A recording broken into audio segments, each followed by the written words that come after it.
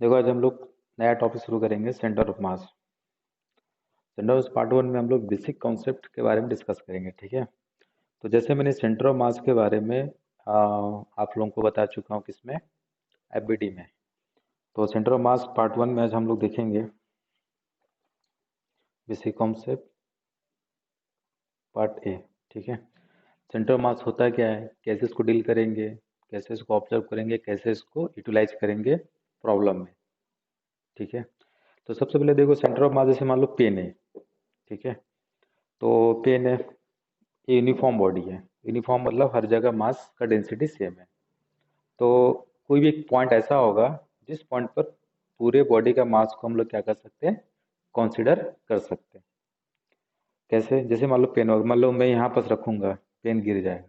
मान लो कोई बीच में ऐसा कहीं रखूंगा तो पेन क्या हो गया, यहाँ पर बैलेंस हो गया। तो ये जो पॉइंट हो गया, ये पॉइंट पर पूरे पेन का मास को हम लोग कंसीडर कर सकते हैं। That is the centre of mass. Center of mass is the point which represent whole mass of the body, ठीक है। तो ये कॉन्सेप्ट होता है। इसका अच्छा एग्जाम्पल समझ सकते हो, आप और कहीं रखोगे तो बॉडी गिर जाएगा, और कहीं रखोगे तो बॉडी पेन गिर जाएगा। बट मान लो यहाँ पर कहीं रखोगे तो this pen are in a balance. So this pen have centre of mass at this point. That's mean whole mass of the body can be considered at that point, and that point is called center of mass, ठीक है। तो centre mass का बहुत use है problem में, ठीक है।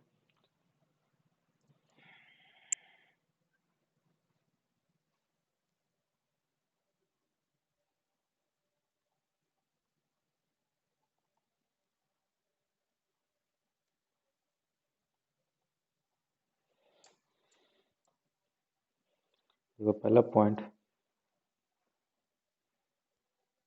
Through observation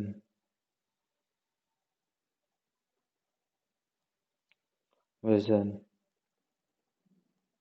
it has been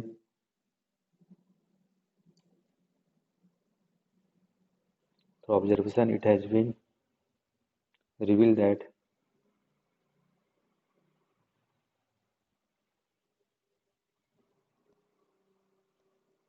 every physical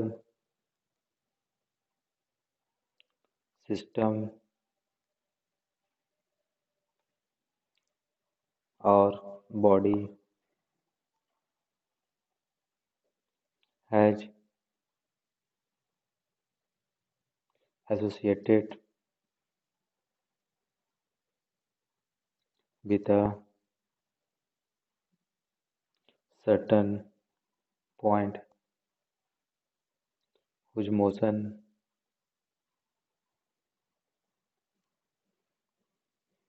represent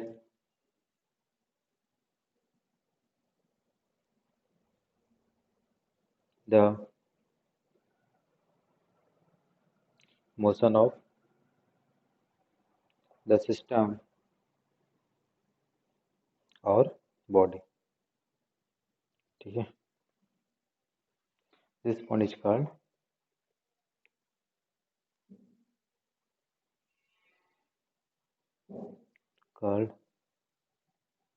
centre of मास। मतलब क्या है, जैसे मान लो पेन है, ठीक है। ये पेन क्या कर रहा है, मूव करा रहा हूँ सीधे से, ठीक है। तो मान लो पेन पेन को हटा के इस पॉइंट पर मैं पूरे पेन का जो मास होगा उस मास को ले लूंगा कंसीडर, एक पॉइंट मास। तो मान लो एक पॉइंट मास ले लिया हूँ, जैसे एक मिनट, मान लो ये अलग पॉइंट मास हो गया, इसको हटा के मैंने पॉइंट मास रख दिया। तो इसका जो मोशन होगा, और इसका जो मोशन होगा सेम है जे पेन, या पूरा बॉडी या पूरे system particle, is the centre of mass. तो पूरे पेन को हटा के मैं उस पॉइंट पर पूरे पेन का वेट के बराबर एक पॉइंट बॉडी ऑफ क्या कर सकता हूँ, कंसीडर कर सकता हूँ। जो उसका मोशन होगा वही मोशन क्या होगा, इस पूरे पेन का होगा, ठीक है। That is the centre of mass.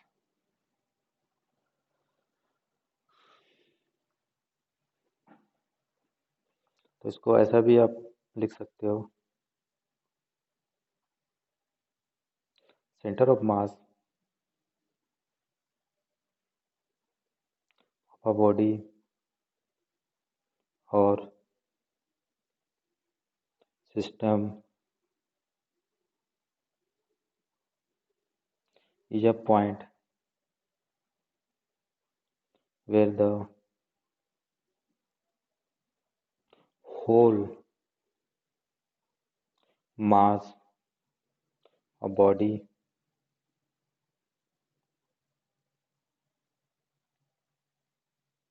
or system is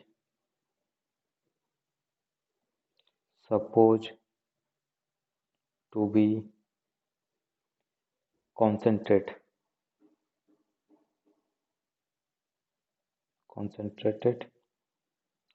for dealing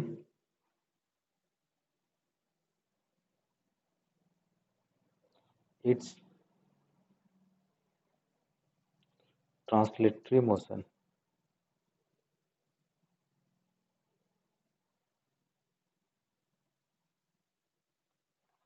ठीक है, this is the centre of मास। यहाँ तक डाउट है? एक सेकेंड ना, तो इसको हम लोग क्या बोलते हैं, जैसे मान लो एक रॉड है,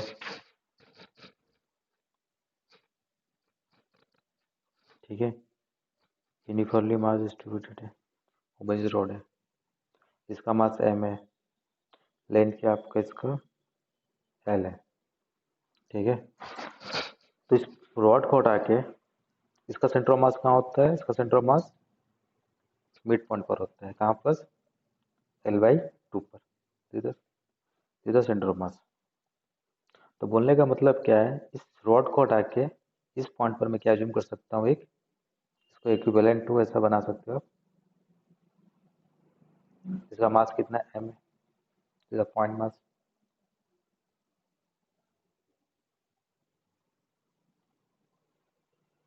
ठीक है, कहाँ पर, इसके सेंटर पर, जहाँ पर सेंटर ऑफ मास।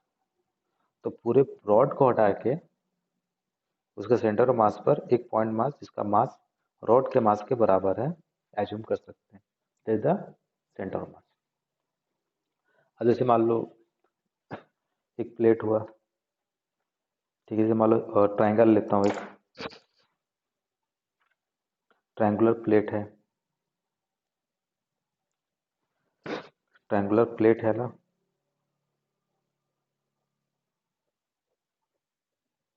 इसका सेंटर ऑफ मास कहाँ होता है, इसका सेंटर ऑफ मास कहाँ होता है, हम्म,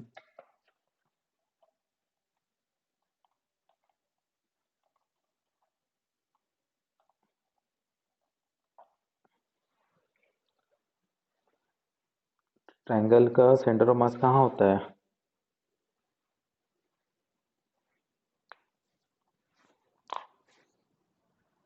सेंट्रॉइड पर होता है, इसका सेंट्रॉइड मान लो यहाँ पास है, इसका सेंट्रॉइड, ठीक है। तो सबको मालूम है सेंट्रॉइड क्या होता है, मीडियन का इंटरसेक्शन पॉइंट। तो पूरे मास को मान लो इसका मास m था, तो पूरे ट्रायंगल को हटा के इसके सेंट्रॉइड पर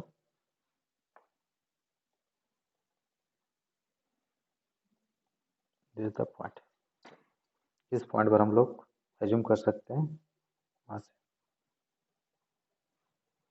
तो this the centre of mass. तो इसी को हम लोग क्या बोलते हैं, सेंटर ऑफ मास। कोई डाउट है इसमें? एबीडी मैंने काफ़ी कुछ बताया था, ठीक है, तो क्योंकि मुझे मालूम आगे इसको पढ़ना है, तो ज़्यादा चीज़ों को समझने में ऐसा दिक्कत नहीं आना चाहिए। अब आते हैं नेक्स्ट पॉइंट, ये था इसका लॉजिक कॉन्सेप्ट, ठीक है। और नेक्स्ट पॉइंट आते हैं, देखो, for calculation of centre of mass for a discrete system of particles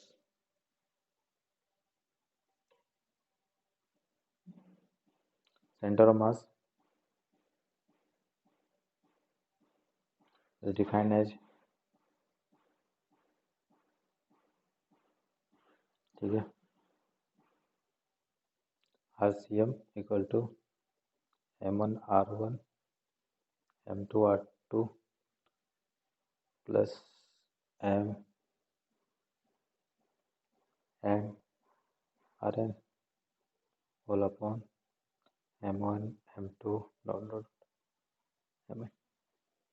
इसको ऐसे भी लिखते हैं, ये क्या हो गया, पूरा मास हो गया 1/m sigma Mi Ri i equal to 1 to n। तो यहाँ पे देखो सेंटर ऑफ मास का जो यूनिट होता है वो लेंथ होगा, ठीक है। सेंटर ऑफ मास का मतलब मास नहीं होता है, ठीक है। थोड़ा सा कॉन्सेप्ट कहीं के मिस कॉन्सेप्ट होता है। सेंटर ऑफ मास मास नहीं होता है, ठीक है। सेंटर ऑफ मास क्या होता है, एक डिस्टेंस होता है।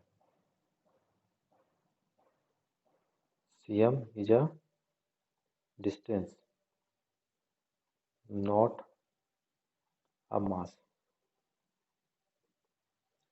ठीक है। तो सेंटर ऑफ मास है करके मास नहीं जम करोगे। तो यहाँ पर देखो इसका जो डायमेंशन होगा, ऊपर m है नीचे m है, r भी है, तो mm कैंसिल हो जाएगा, mm कैंसिल, बचेगा क्या यहाँ पर r। तो सेंटर ऑफ मास क्या हो गया आपका, डिस्टेंस, ठीक है, फ्रॉम एक्सिस, जहाँ से आप उसको कंसीडर करोगे। ये हो गया, ठीक है। RCM जैसे मान लो यहाँ पर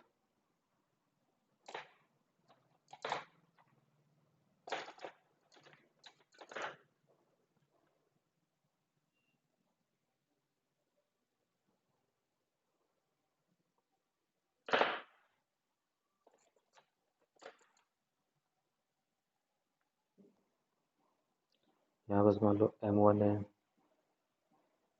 M2 है, M3 है, डॉट डॉट से सब मास है, पार्टिकल्स है। तो डिस्क्रीट पार्टिकल सिस्टम जब पार्टिकल होगा उसको ऐसा कैलकुलेट किया जाता है, बहुत सारे से Mn। तो इसका जो डिस्टेंस है यहाँ से, radius vector R1, radius vector R2, this the origin, radius vector R3 और दिस इज Rn। तो यहाँ पर R का मतलब पोजीशन वेक्टर, इसी को आप लिख सकते हो इन टर्म्स ऑफ कंपोनेंट, ठीक है, इन टर्म्स ऑफ कंपोनेंट लिख सकते हो कार्टेशियन सिस्टम में। सो दैट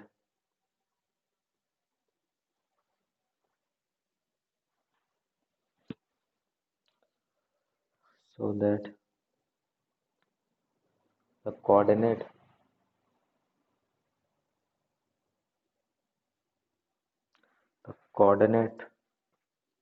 of CM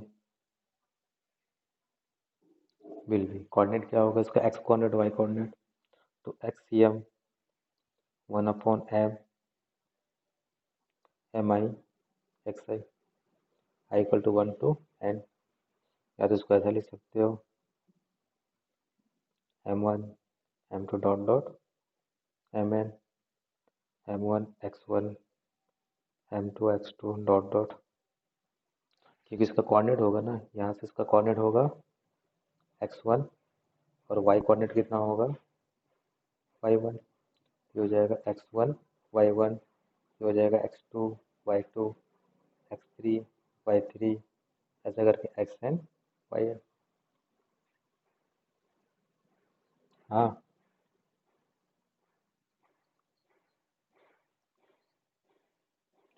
जो डिस्क्रीट पार्टिकल होते हैं, जैसे मान लो एक दो करके पार्टिकल को काउंट कर लेते हो आप, ठीक है, उसका सेंटर ऑफ मास कैसे निकालते हैं।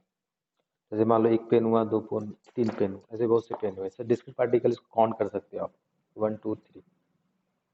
तो इसका सेंटर ऑफ मास कैसे निकालोगे, एक्सेस बनाओगे, जिस पॉइंट से निकालना है उस पॉइंट से इसका डिस्टेंस इनटू मास, फार्मूला ये देखो, m1 है डिस्टेंस कितना r1 है, m2 है distance r2, m3 distance r3, m1 into r1 plus m2 into r2 plus dot dot whole upon mass. तो इसी को हम लोग ऐसा लिखते हैं मैथमेटिकली। ठीक है, कोई डाउट है? तो इसका एक्स कोऑर्डिनेट को ऐसा लिख सकते हो, Y C M 1/m I equal to 1 to n mi yi. That also can be written as a m1 m2 dot dot mn, and this is m1 y1 m2 y2 dot dot. ठीक है, ZCM 1/m I equal to 1 to n mi zi. ठीक है, equal to m1 z1 m2 z2 dot dot dot whole upon m1 m2 dot dot. ऐसे करके इसका coordinate आप लिख सकते हो। हाँ, यहाँ तक कोई डाउट है किसी को? ठीक है, जब पार्टिकल का होगा तो हमेशा सेंटर ऑफ मास निकालने का तरीका है। थोड़ा सा एग्जांपल बताता हूँ, उससे क्लियर हो जाएगा। ये कोई बड़ा फार्मूला नहीं है। ठीक है, तो जैसे एग्जांपल यहाँ देता हूँ, एक मिनट।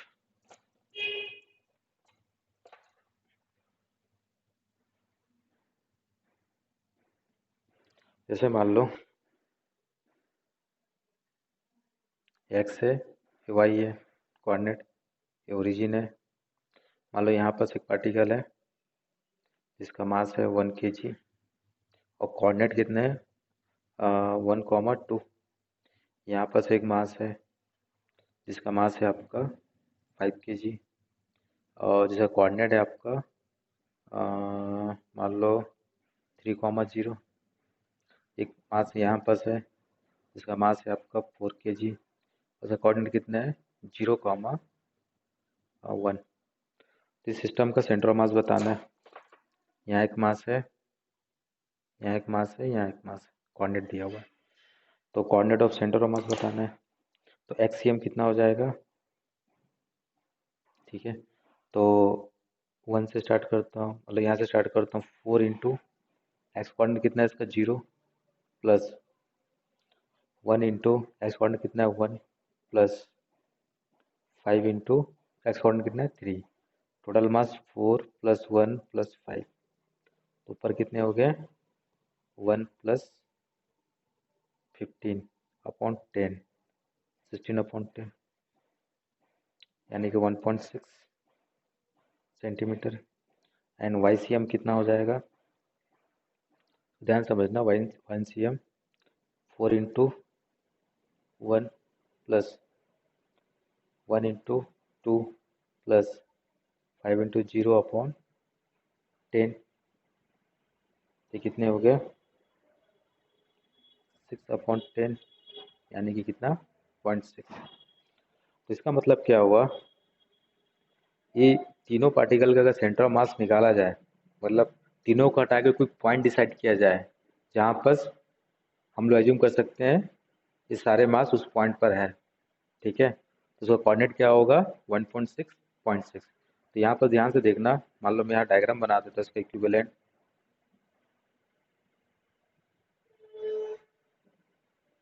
तो आपका सेंटर ऑफ मास जो था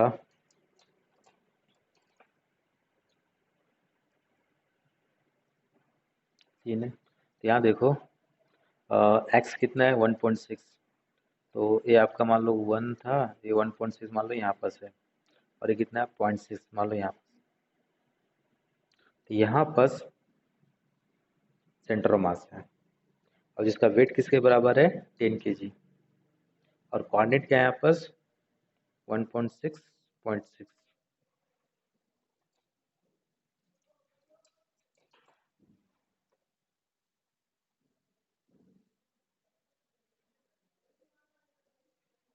ठीक है, यानी कि इन तीनों पार्टिकल को हटा दोगे, हटा के इसका जो सेंटर ऑफ मास पर ये तीनों के वेट के बराबर उस पॉइंट पर कंसिडर कर सकते हो कि इन तीनों का वेट इसके यहाँ पर।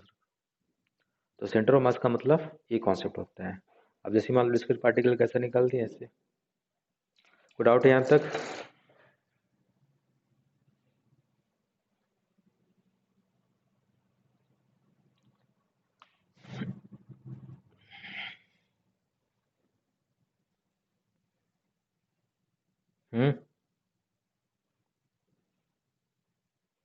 कोई डाउट है किसी को?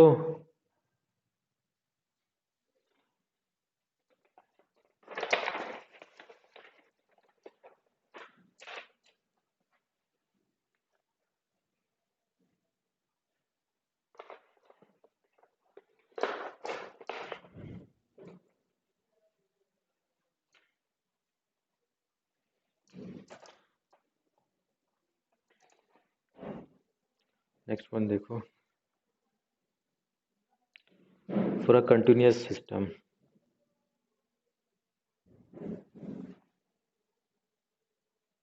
For continuous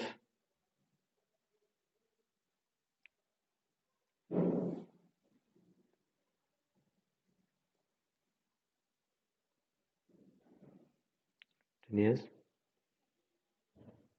system.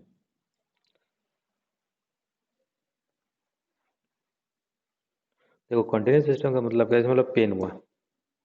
अब पेन डिस्क्रीट और कंटिन्यूअस का डिफरेंस क्या है देखो, जैसे मान लो यहाँ पर मैंने 4 पेन रख दिए, मान लो यहाँ पर मैंने 4 पेन रख दिए, तो 4 पेन क्या हो गया यहाँ पर, 1 2 3 4, तो ये हो गया आपका डिस्क्रीट सिस्टम। पूरे को लो के that is the discrete system, जिसको हम लोग काउंट कर सकते हैं। अब मान लो मैंने एक पेन लिया है, ठीक है, अब इसको काउंट करोगे 1, बट मान लो इसमें जितने मास है, बहुत सारे से मास है, यहाँ से लेके यहाँ तक पूरे मास है, तो उस मास को कैलकुलेट कर सकते हो आप? नहीं कैलकुलेट कर सकते हो।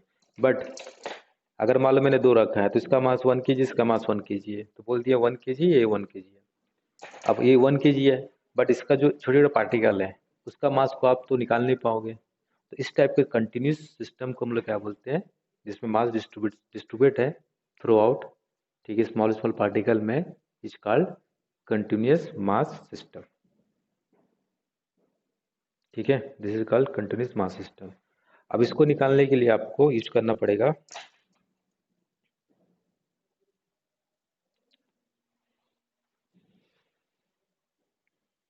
In continuous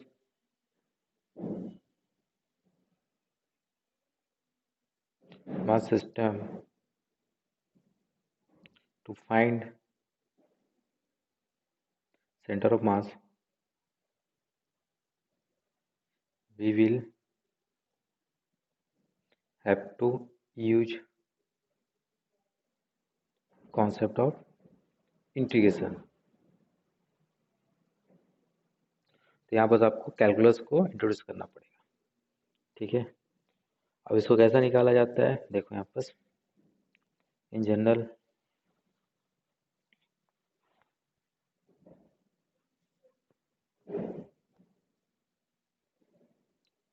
for this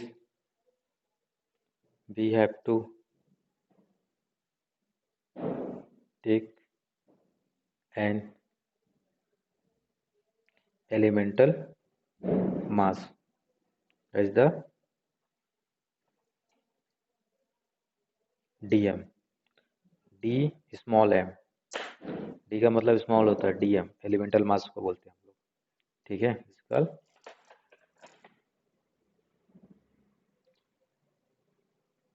elemental मास। ठीक है, at a position r as a point mass and replacing summation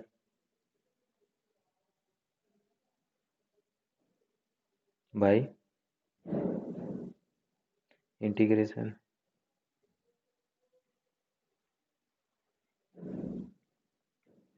ठीक है, बाई इंटीग्रेशन। तो ये हो जाएगा आपका R CM equal to 1/m R DM। तो इसको देखो मैं थोड़ा समझाता हूँ कैसे, एग्जाम्पल देके। इसको और अच्छे से लिख सकते हो ऐसे, R DM upon integral DM। Integral of DM का मतलब हो गया पूरी सिस्टम का, बट इंटीग्रल ऑफ DM होता है आपका total mass of the system.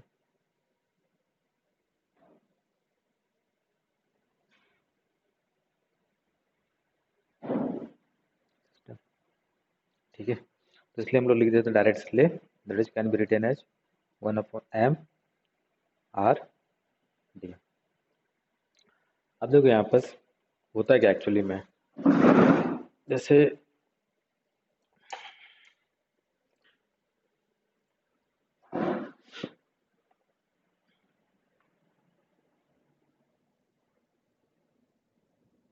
जैसे मान लो एक रॉड है, ठीक है, इसका मुझे सेंटर ऑफ मास निकालना है। अब मान लो मैंने ले लिया आपका यहाँ से ओरिजिनल एक्सिस ले लिया, ठीक है। तो आप क्या करोगे, ये तो होमोजेनियस मतलब एक कंटिन्यूस बॉडी है, this is a continuous body, तो इसका सेंटर ऑफ मास निकालना है। तो यहाँ पर तो हर जगह मास डिस्ट्रीब्यूट है थोड़ा थोड़ा करके पूरे थ्रोली, ठीक है। तो मैं क्या करूँगा, एक डिस्टेंस ले लूँगा यहाँ से x,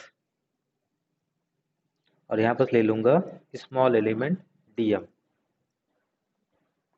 ठीक है। तो DM ले लिया हूँ। अब इसको आप ऐसा सोच सकते हो, this is the equivalent to,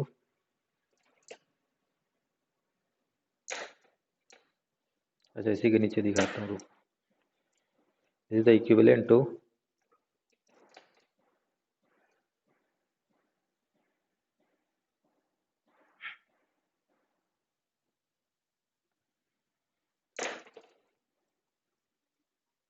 यहाँ एक मास रखा हो, इसका मास कितना आपका DM, और उसका डिस्टेंस कितना है यहाँ से x।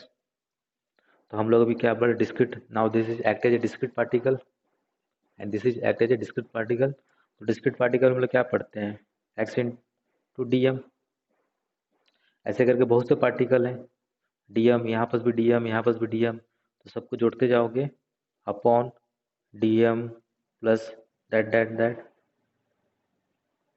ऐसे ही करना है ना जो बताया हूँ मैं फार्मूला। तो ये जो स्मॉल एलिमेंट को जोड़ते जोड़ते बहुत से होंगे ना, इन्फिनाइट होंगे, तो उसको हम लोग क्या करते हैं, रिप्लेस कर देते हैं एक को लेके इंटीग्रेशन से। इस इंटीग्रेशन का मतलब होता है यहाँ पर जोड़ना, जैसे मैंने बताया था, ठीक है। तो ये हो गया आपका DM, तो यहाँ पर रिप्लेसिंग समेशन बाय इंटीग्रेशन। तो यहाँ पर डिस्क्रीट पार्टिकल का जो फार्मूला था XDM, यहाँ पास एक पार्टिकल होगा, यहाँ पास बहुत पार्टिकल होंगे, यहाँ पास पार्टिकल होंगे, तो ऐसे बहुत से पार्टिकल हैं, इनफाइनाइट पार्टिकल जो काउंट नहीं कर सकते हो। तो सबको करते करते करते करते आपको चलते जाएगा ऐसा इनफाइनाइट तक, दिस इज ऑल्सो इनफाइनाइट तक। तो इसको हम लोग क्या करेंगे, सबको जोड़ना इतना आसान नहीं है, तो हम लोग कैलकुलस का हेल्प लेते हैं, जिसको मॉडर्न अलजेब्रा का नेक्स्ट वर्जन बोलते हैं। तो इसको क्या करोगे आप, जस्ट एक पार्टिकल को लोगे, इंटीग्रेट कर दोगे, यानी कि सबका सम के बराबर है। यहाँ पर भी देखो एक पार्टिकल को ले लिया, इंटीग्रेट कर दिया, यानी कि सारे पार्टिकल इसमें आ गए। तो this is nothing but new, this is the also act as a discrete particle, now here act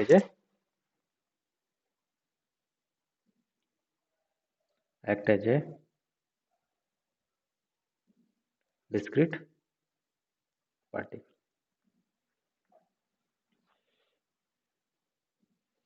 ठीक है।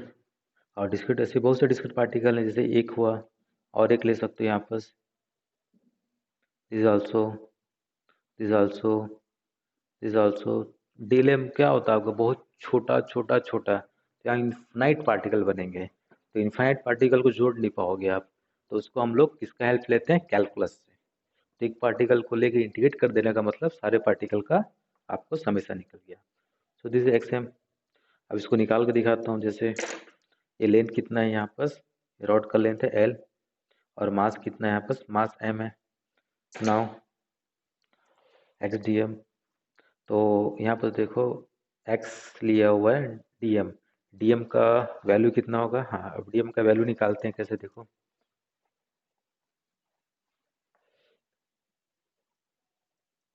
dm कैसे निकालोगे, देखो इसको मास पर लेंथ इंटू ये कितना आपका dx है, x के बाद स्मॉल एलिमेंट कितना हो गया यहाँ पर dx, this the dx length है ना,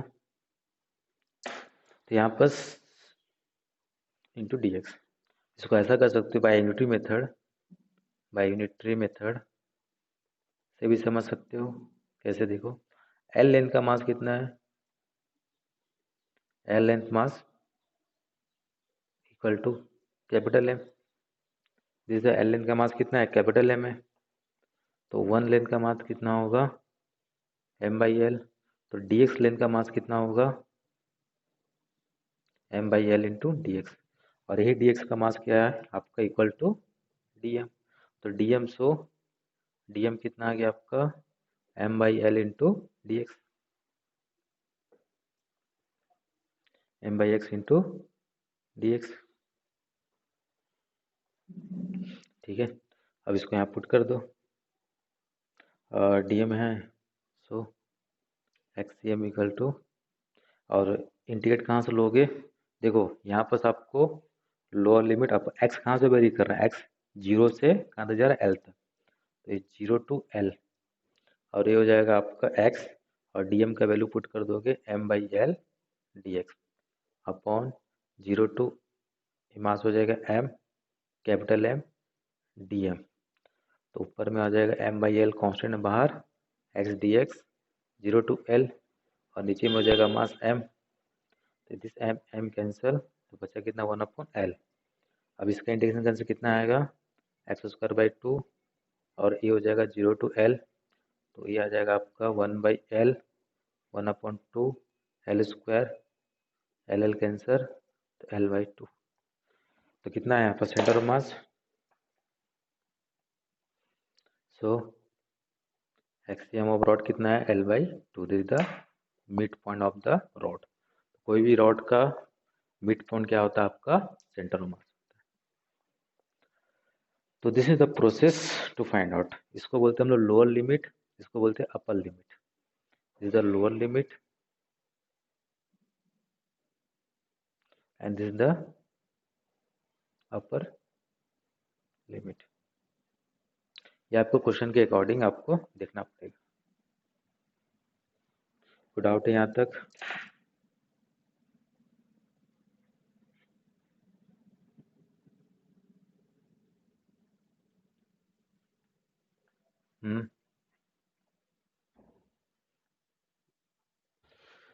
हाँ कुछ डाउट है, समझ में आया, तो ऐसा करके आपको कैलकुलस मैथ को यूज करना पड़ेगा, इसलिए मैंने इंटीग्रेशन को पहले बताया।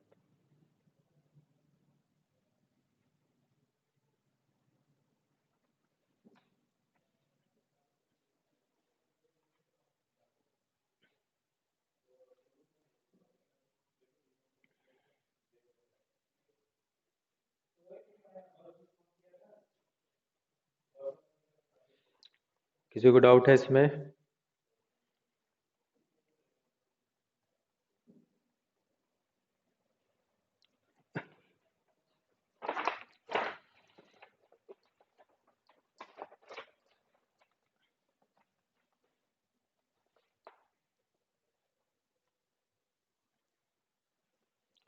तो यहाँ पर देखो कोऑर्डिनेट टर्म में क्या हो गया, जैसे मैंने लिखा था आरसीएम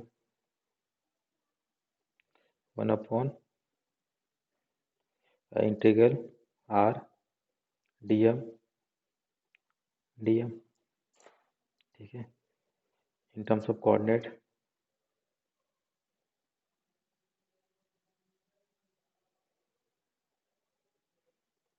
ठीक है, ये हो जाएगा x cm x dm upon integral dm ycm y dm upon dm z c m y z d m upon d, तो ये हुआ। ठीक है,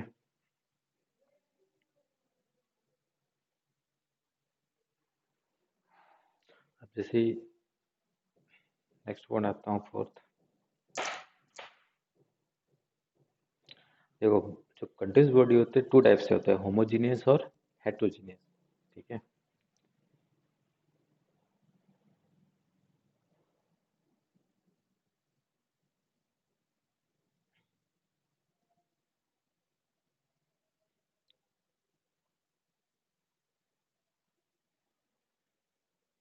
कंटिन्यूस बॉडी। तो होमोजीनियस का मतलब क्या होता है, पहले ही बता चुका हूँ, देख लो एक बार।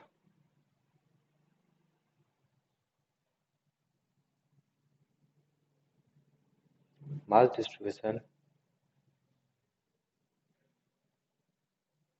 एट एवरी पॉइंट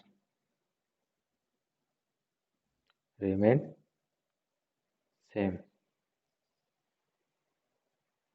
उसको हम लोग क्या बोलते हैं, homogeneous. Heterogeneous,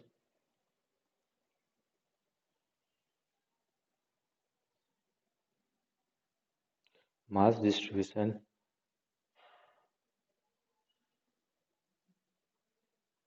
at every point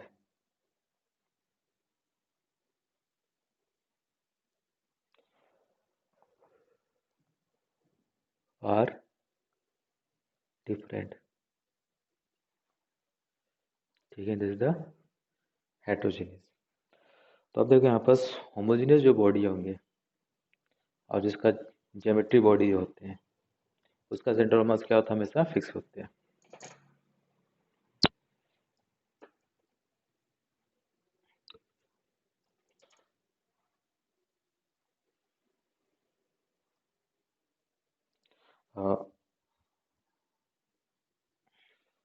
ऐसा लिखो उसको, homogeneous geometrical body. Homogeneous geometrical body centre of mass is a, क्या होता है आपका, ज्योमेट्रिकल सेंटर। पहले ही बता चुका हूँ एफबीडी में। ठीक है, तो जैसे यहाँ पर बॉडी, यहाँ पर लिखो शेप, यहाँ पर सेंटर ऑफ मास, जैसे आपका रॉड। ठीक है, रॉड का शेप कैसा होता है, ऐसा मान लो लेंथ कितना है आपका, एल, तो सेंटर ऑफ मास क्या हो जाएगा यहाँ पर, L/2।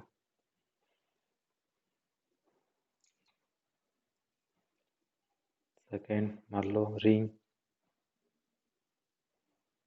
शेप कैसा होता है, ऐसा, इसका सेंटर ऑफ मास क्या होगा, सेंटर।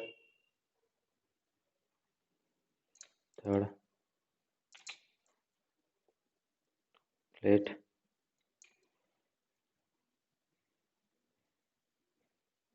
सर्कुलर प्लेट, इस टाइप से बनेगा।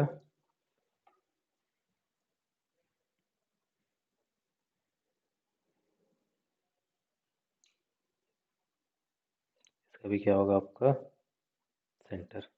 और सबका मास क्या है, एम लिया, याद रखो। फोर्थ,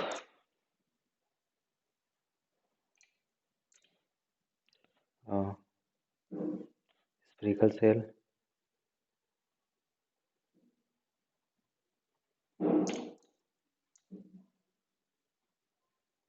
इसका मास क्या है आपका, एम है।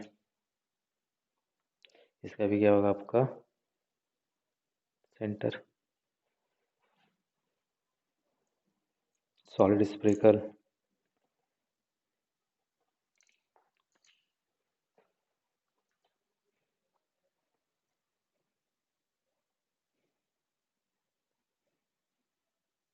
सॉलिड स्फीयर,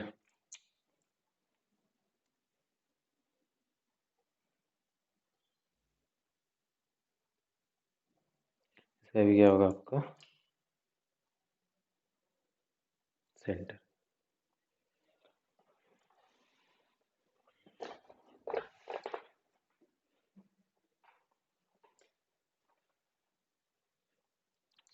ट्रायंगल,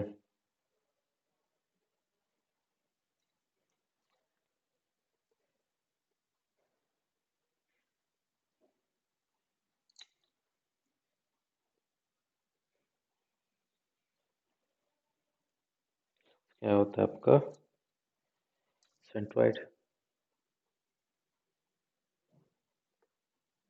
जी।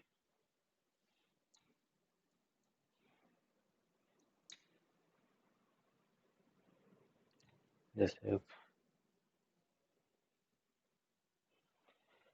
ट्रायंगल के बाद एक second,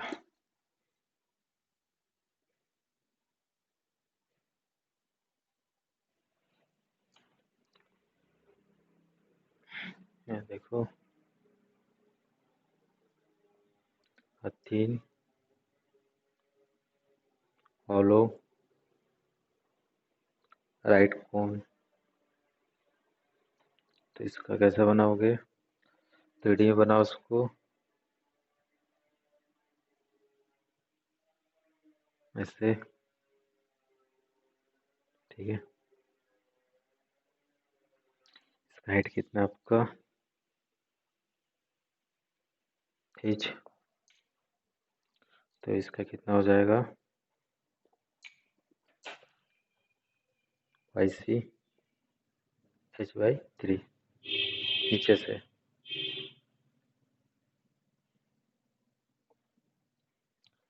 fourth sorry 8,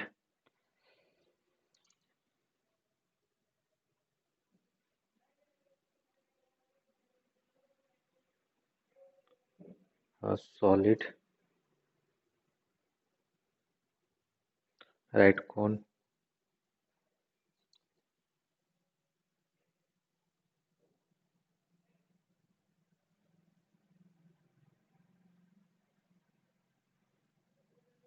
the origin.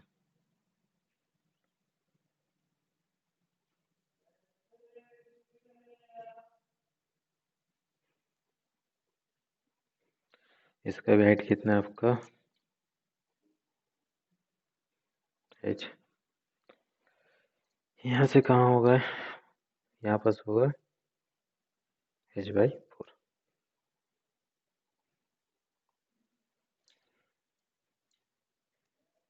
Ninth ले लो,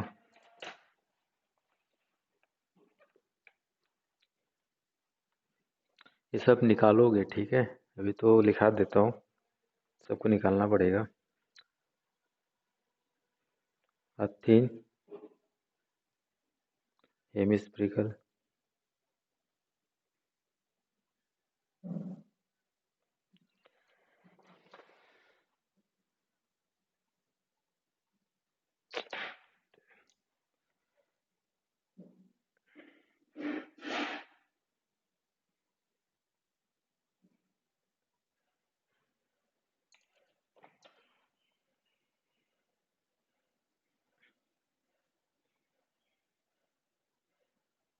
जेड, रेडियस कितना है इसका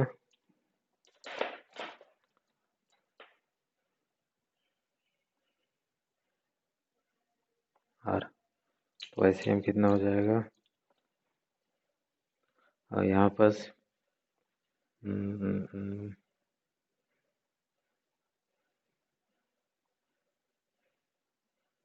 R/2, ठीक है।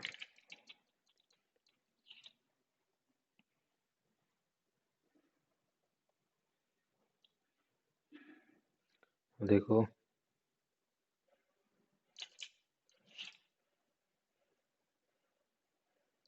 सॉलिड हेमिस्फेरिकल सेल, तो यहाँ पर सॉलिड को ऐसा दिखाते हैं एक्चुअली में।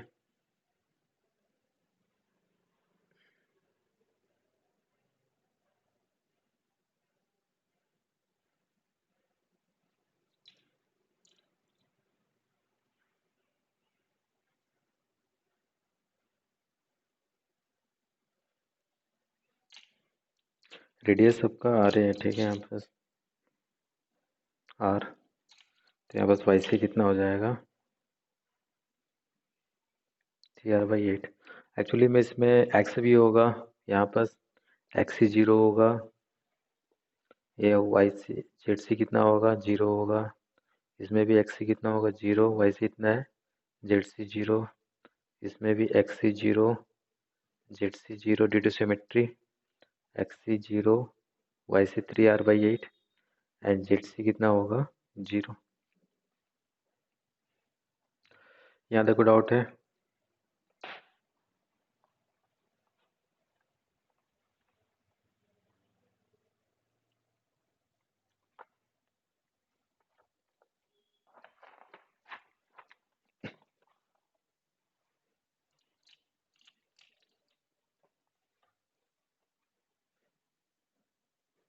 इलेवन देखो,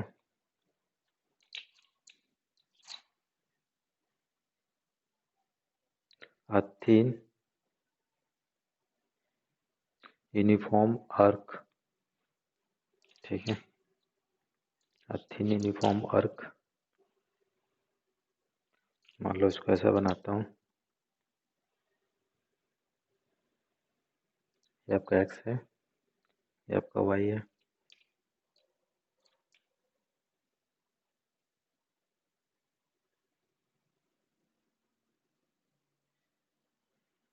ठीक है।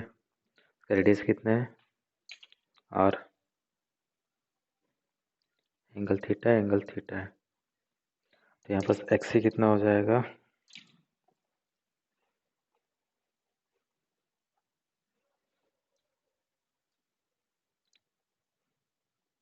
Are sine theta upon theta, and Y c कितना हो जाएगा, 0। इस फार्मूला को यूज करके आप हाफ रिंग का भी निकाल सकते हो। हाफ रिंग में थीटा कितना हो जाएगा, π/2, साइन π/2 1, और थीटा इक्वल टू π/2, ठीक है। तो यहीं से यूज करके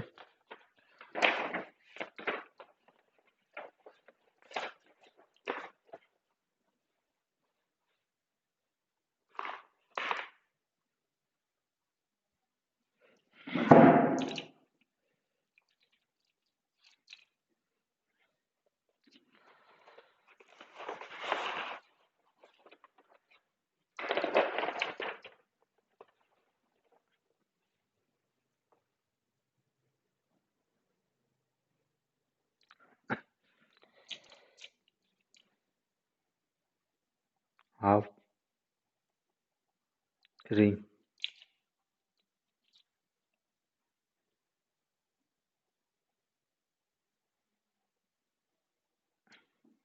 हाफ रिंग कैसा हो जाएगा आपका,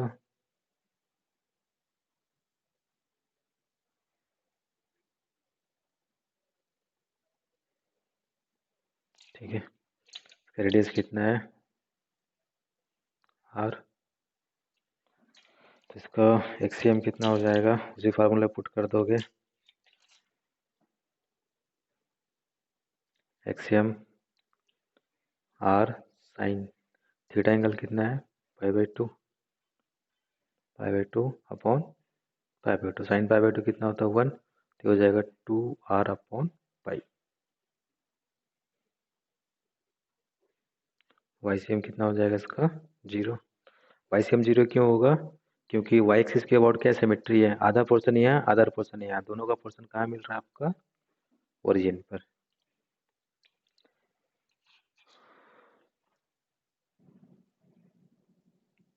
थर्टीन, सेक्टर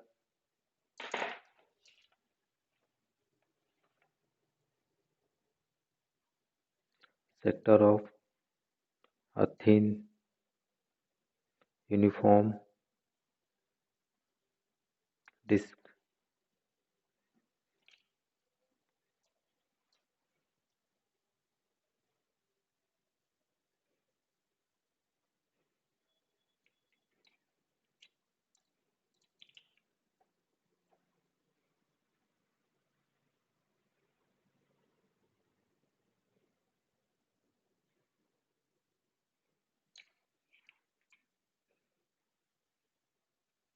मान लो रेडियस कितना है आपका आर, एंगल थीटा है, एंगल थीटा है, सबको ड्राइव करना है, ठीक है। बाद में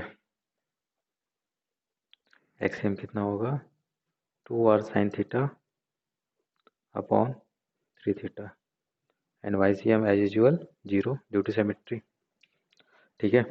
अब देखो हाफ प्लेट,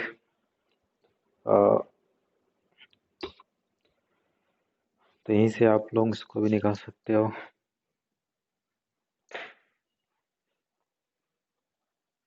कहाँ गया?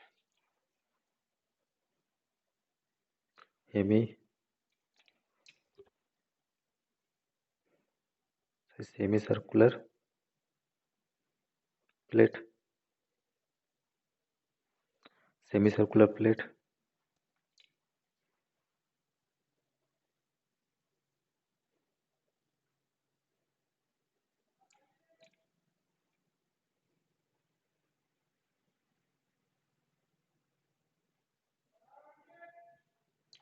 ठीक है। यहाँ पर थीटा कितना हो गया 5/2, रेडियस कितना है आर, एक्सएम कितना हो गया 2r, थीटा है साइन 5/2, 3 इंटू 5/2, तो हो गया 4r upon 3 pi and Y C M कितना है 0। तो ऐसे करके आपको कुछ स्टैंडर्ड ज्योमेट्री का मैंने बताया, ठीक है। एक और बता देता हूँ लोगों,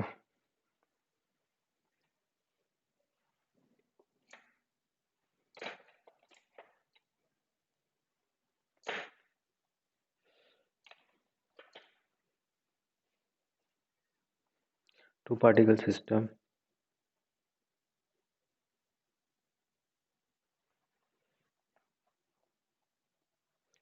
two particle system, two particle system का मतलब मान लो यहाँ पर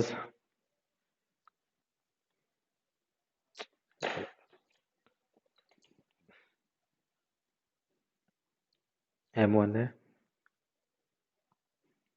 M2 है, ठीक है। तो मान लो आपका C है,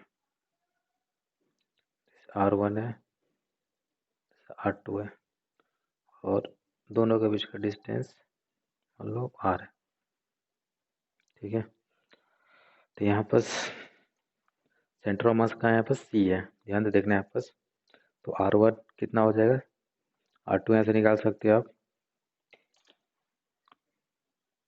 R1 equal to M2R M1 plus M2 and R2 equal to M1R M1 plus M2, ठीक है। तो यहाँ पर जो नोट करने की चीज़ है, सेंटर ऑफ मास क्या होता है, दोनों पार्टिकल को रेसिप्रोकल रेशियो में डिवाइड करता है, ठीक है। कैसे देखो, R1 ये हो गया, तो R1 जो है आपका M2 इंटू आर, और R2 जो है M1 इंटू आर, ठीक है।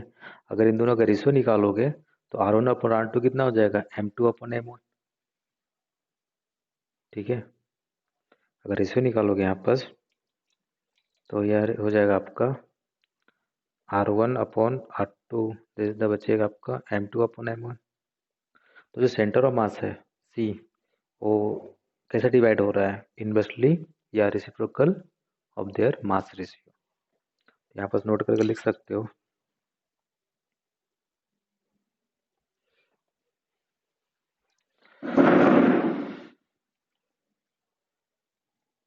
Centre of mass of a two particle system divides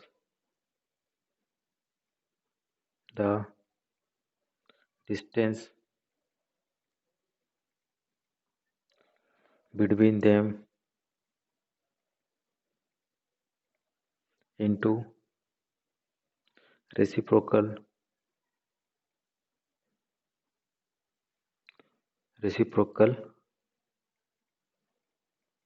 ratio of their masses.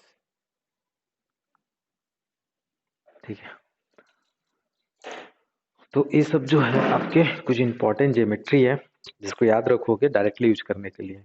But ये सब आया कैसे, इसको कैलकुलस यूज करके आपको डिराइव भी करना है। ठीक है, और भी कुछ इंपॉर्टेंट पॉइंट है इसके रिलेटेड जो कल इसको कंटिन्यू करेंगे। ठीक है, तो आई होप आप लोगों को समझ में आया होगा, क्योंकि मैंने एफबीडी में आपको इसके बहुत से पोर्शन डिस्कस कर दिए थे। ये सब इतना डिटेल नहीं बताया था मैंने, लेकिन जो कॉन्सेप्ट है वो डिस्कस मैंने कर दिया था ताकि आप लोगों को अभी ज़्यादा जल्दी समझ में आए। ठीक है, जिसको याद है या जो रिवाइज करता होगा उसको कोई दिक्कत नहीं होगा, या जो याद नहीं है जो रिवाइज नहीं करता होगा पुरानी चीज़ों को।